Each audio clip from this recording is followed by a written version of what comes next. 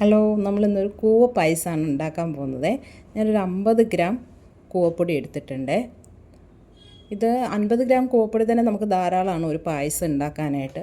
ഇത് ഉണ്ടാക്കി വരുമ്പോൾ ഏകദേശം നല്ല ക്വാണ്ടിറ്റിയിലുണ്ടാകും. ചെറിയൊരു ഫാമിലിക്ക് കഴിക്കാൻ മാത്രമേ ഉണ്ടാവും.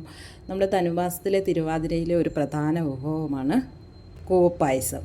ഈ കൂവപ്പായസത്തിന് ഇപ്പം ഞാൻ ഈ കൂവപ്പൊടി ഒരു പാത്രത്തിലേക്ക് ഇട്ടിട്ടുണ്ട്. അടികട്ടിയുള്ള ഒരു പാത്രത്തിലേക്കാണ് ഇട്ടിരിക്കുന്നത്. ഇനി 1 കപ്പ് വെള്ളം ഒഴിച്ച് നന്നായി ഇത് തരികളില്ലാതെ നന്നായി കലക്കിയെടുക്കണം. ഈ കൂവ എന്ന് പറയുന്നത് നമുക്കറിയാമല്ലോ, കുട്ടികൾക്കൊക്കെ നമ്മൾ കൊടുക്കാറുള്ള സാധനമാണ്, കുറുക്കായി കൊടുക്കാറുള്ളതാണ്. കൂവയ്ക്ക് ഒരുപാട് ഔഷധ ഗുണങ്ങളുള്ള സാധനമാണ്.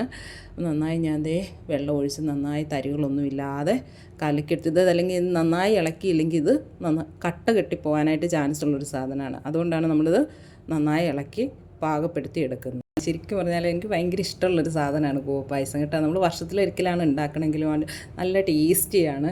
ഇപ്പം ഇത് നമ്മുടെ അടുപ്പിലേക്ക് വെച്ചിട്ടുണ്ട്.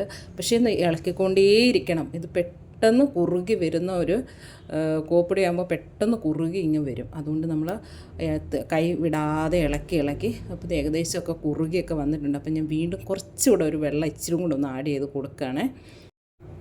നന്നായി ഇളക്കി നന്നായി ഇത് കുറുകി വന്നിട്ടുണ്ട്. ഞാൻ ഒരു ഉണ്ട ശർക്കര എടുത്ത് പാനിയാക്കി വെച്ചിട്ടുണ്ട്. അത് ഞാൻ അരിപ്പ് വെച്ച് അരിച്ച് ഇതിലേക്ക് ഒഴിക്കുകയാണ്.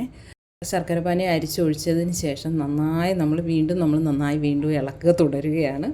ഇളക്കിക്കൊണ്ടേയിരിക്കുക. ഇത് വീണ്ടും ഇത് കുറുകുന്നവരെ. അപ്പോൾ ചെറുതായിട്ട് ഞാൻ 1 മിനിറ്റ് ഒന്ന് മാറിയപ്പോൾ ചെറിയ കട്ടകളൊക്കെ കിട്ടി. പക്ഷേ അത് നമുക്ക് നന്നായിട്ട് മിക്സ് ചെയ്ത് കഴിയുമ്പോൾ ഇതെല്ലാം നന്നായിട്ട് ഒന്നായി വരുന്നതാണ് കേട്ടോ. അപ്പോൾ ഇത് പതിയെ കുറുകി വരുന്നുണ്ട്. ശർക്കര പാനി ഒഴിച്ചതിന് ശേഷം ഇപ്പം നന്നായി കുറുകി വന്നിട്ടുണ്ട് പായസം. പക്ഷേ വളരെ എളുപ്പമാണ് നമുക്ക് കൂവപ്പായസം ഉണ്ടാക്കാൻ. അധിക സമയമൊന്നും വേണ്ട. പെട്ടെന്ന് നമുക്ക് നിമിഷ നേരം കൊണ്ട് ഉണ്ടാക്കാൻ പറ്റിയൊരു പായസമാണ്. വളരെ ടേസ്റ്റിയായൊരു പായസം. അപ്പോൾ നന്നായി കുറുകി വന്നിട്ടുണ്ട്. ഇപ്പം ഞാൻ കുറച്ച് തേങ്ങ ചിരകി വെച്ചിട്ടുണ്ട്. അത് ഇതിലേക്ക് ആഡ് ചെയ്ത് കൊടുത്തിട്ടുണ്ട്. നമ്മൾ തേങ്ങ ഇടുമ്പോൾ തേങ്ങ ഈ പായസത്തിൽ ഇടയ്ക്കിടെ ഇങ്ങനെ കടിക്കും. അപ്പോൾ ഒരു പ്രത്യേക ഒരു രുചിയാണ്. അപ്പോൾ ഞാൻ കുറച്ച് തേങ്ങ ഇട്ട് നന്നായി വീണ്ടും ഇളക്കി കൊടുക്കുകയാണ്.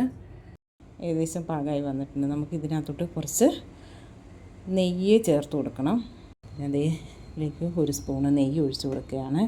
നെയ്യും കൂടെ ഒക്കെ ഒഴിച്ച് കഴിയുമ്പോൾ ഒരു പ്രത്യേക മണമാണ് ഇതിൽ നിന്ന് വരുന്നത്. ഒരു നല്ലൊരു മണം. ശർക്കരയും നെയ്യും ഈ തേങ്ങയും ഒക്കെ ഒരു മിക്സ് ആയതിൻ്റെ ഒരു നല്ലൊരു മണം വരും. പിന്നെ ഇതിനേക്ക് ഞാൻ കുറച്ച് കറുത്ത മുന്തിരി ഉണ്ടായിരുന്നു. അത് ഞാനിട്ടു. നെയ്യിൽ വറുത്ത് വെച്ച കുറച്ച് കശുവണ്ടിപ്പരിപ്പുണ്ട്. അതും കൂടെ നമ്മൾ ഇതിലേക്ക് ആഡ് ചെയ്ത് കൊടുക്കുകയാണ്. ഇനി ഇതിലേക്ക് ഞാൻ ഒരു കഷ്ണം ചുക്കും കുറച്ച് നല്ല ജീരകവും 5 ഏലക്കായും പൊടിച്ച് ഇതിലേക്ക് ചേർത്ത്. അപ്പോൾ നല്ല ഒരു സ്മെല്ല് വരും. അപ്പോൾ നെയ്യും ഈ ഏലക്കായുടെയൊക്കെ സ്മെല്ലും എല്ലാം കൂടെ ആയപ്പോൾ ഇപ്പോൾ ഓൾമോസ്റ്റ് നമ്മുടെ പായസം റെഡി ആയിട്ടുണ്ട്.